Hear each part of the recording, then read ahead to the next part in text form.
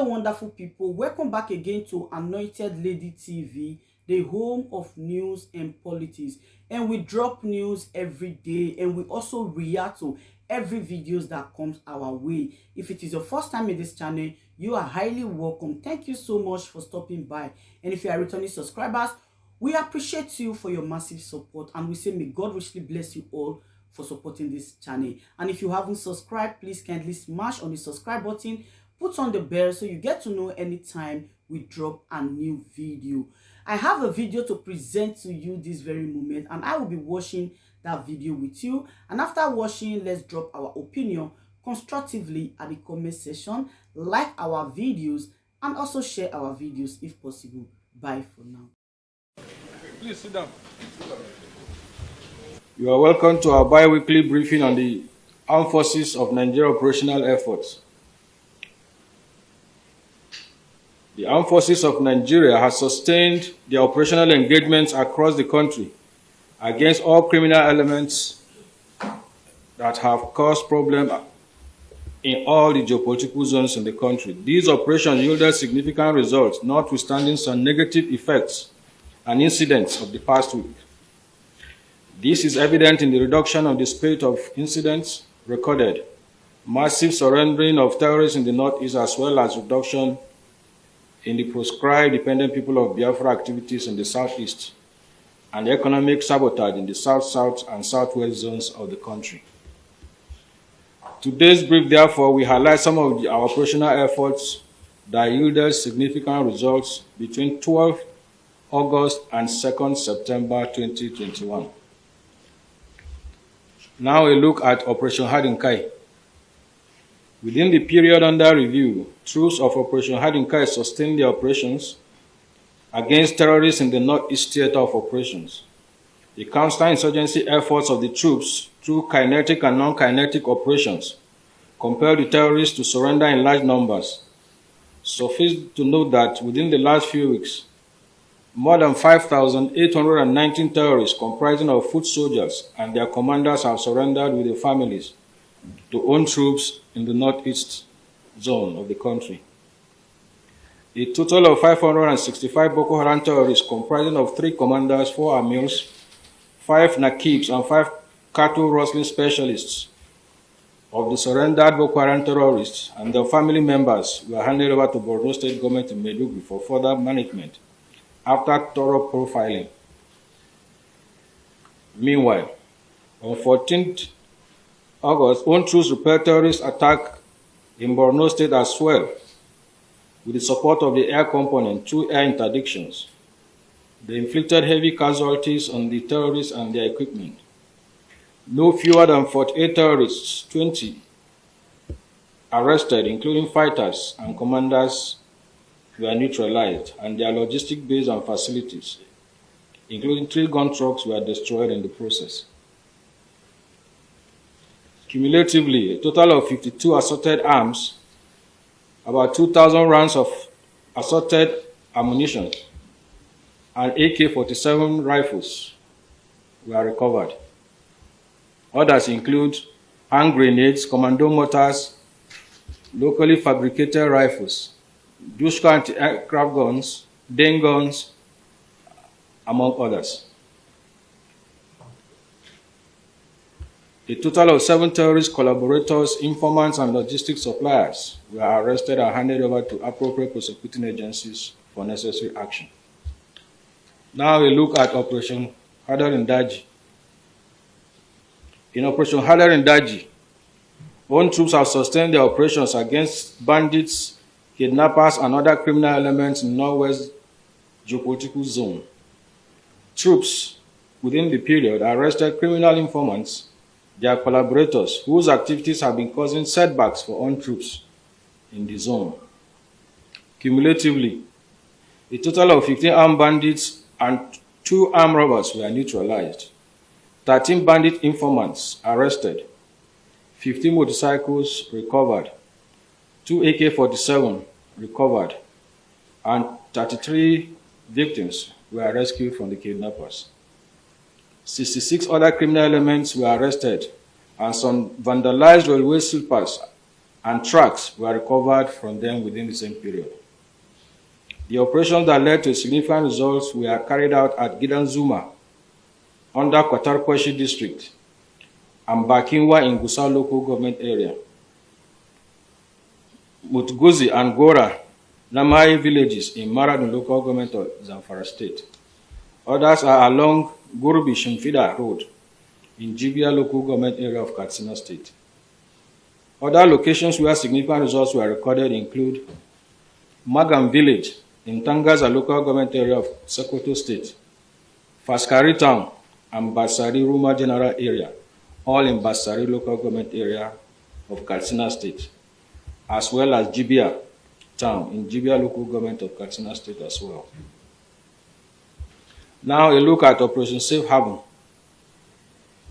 On 14 August 2021, security forces Operation Safe Haven arrested 20 persons involved in the attack and killing of 26 travelers at Rukubata in Jos North local government area of Plateau State. The arrested persons have been handed over to appropriate prosecuting agencies for further necessary action.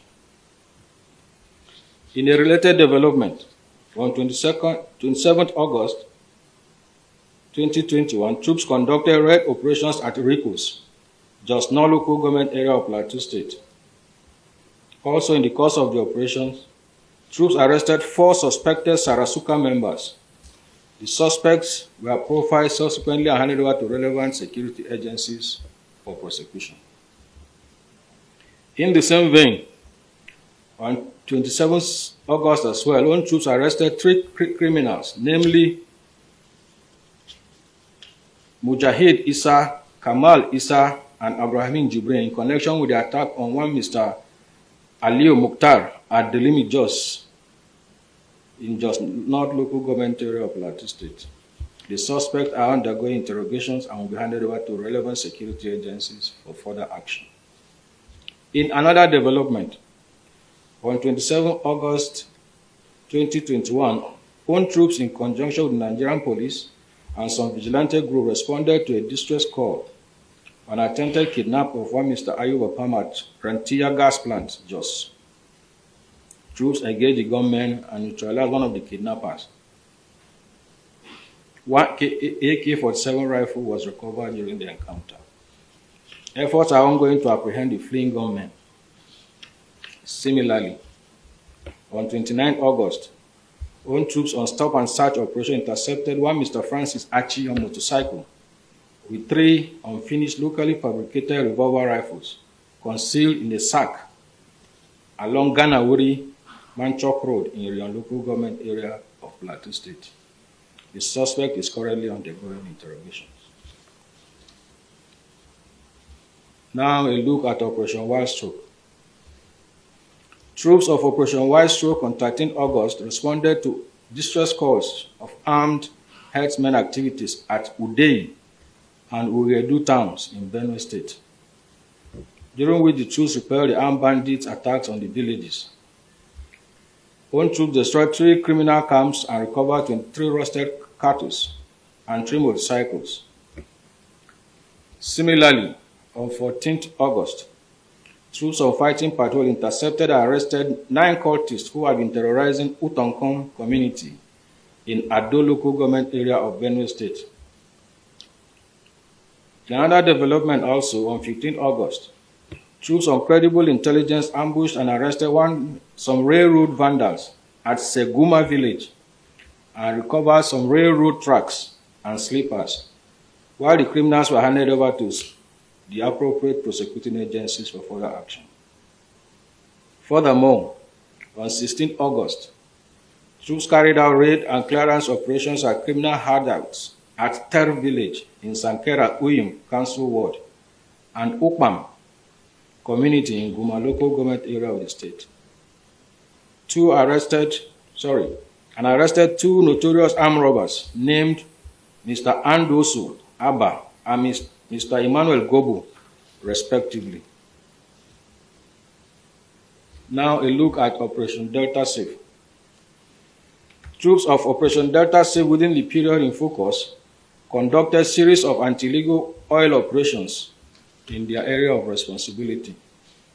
These operations were conducted at Opoma and Umahu communities in Ohaji Egbema local government area of Imo State, Sand community in Akwa Ibom State, Madango Creek in Warri, Ndoro and Beniside communities in Burutu local government areas, as well as Yokri Egba, Seashore, all in Delta State. Other operations were executed at Iba Emoha, local government area, Iyala, Buguma, Cotton Channel Creeks, as well as Samkiri, Uruturu, Dema Abbey communities, all in Rivers State and Delta State respectively. During the operations, troops discovered and deactivated a total of 33 illegal refining sites with 46 illegal refining units, 94 boiler ovens, 9 reservoirs. Also, a cumulative total of 139 metal storage tanks and 63 dugout pits, all laden with 440 barrels and 1,637.5 liters of illegally refined petroleum products, and as well as 62 barrels and 572,000 liters of stolen crude oil and shelter stations were discovered accordingly.